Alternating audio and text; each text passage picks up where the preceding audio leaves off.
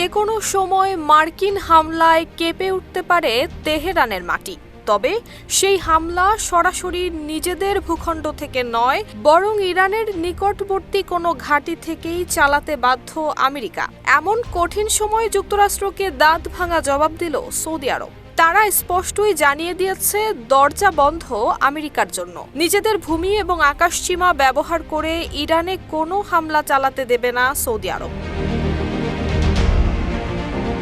14 জানুয়ারি Saudi সরকার এবং সেনাবাহিনীর দুটি সূত্র জানিয়েছে ইরানের বিরুদ্ধে কোনো ধরনের সামরিক অভিযানে যুক্ত হবে না সৌদি। এই বার্তা পৌঁছে দেওয়া হয়েছে ইরান সরকারের কাছেও।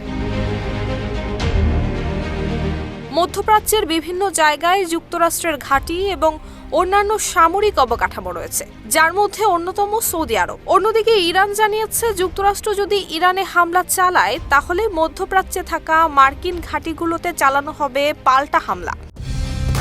কালার এক্সপার্ট, জর্জ স্যাপ এবং মাইল্ড অন হ্যান্ডস টেকনোলজি সমৃদ্ধ অরিক্স ক্রিস্টাল ওয়াশ আপনার লন্ড্রি এক্সপার্ট। এমন হুমকির মুখে যুক্তরাষ্ট্র কাতার সহ বিভিন্ন দেশে থাকা তাদের ঘাঁটি থেকে সেনাদের সরিয়ে নিচ্ছে। কাতারের দোহায় অবস্থিত আল উদেইদ বিমান ঘাঁটি মধ্যপ্রাচ্যে মার্কিনীদের সবচেয়ে বড় ঘাঁটি। সেখানে অবস্থান করে প্রায় 10,000 মার্কিন সেনা। গত বছরের জুনে যুক্তরাষ্ট্র ইরানের পারমাণবিক অবকাঠামোতে হামলার পর আল উদেইদ ঘাঁটি লক্ষ্য করে মিসাইল ছুড়েছিল ইরান, যদিও এটি ছিল সীমিত আকারের হামলা। এছাড়া ওই ঘাঁটিতে ছোড়া সব মিসাইল আঘাত হানার আগেই ভূপাতিত করা হয়। নুসরাত জাহান মেহেক, ঢাকা পোস্ট।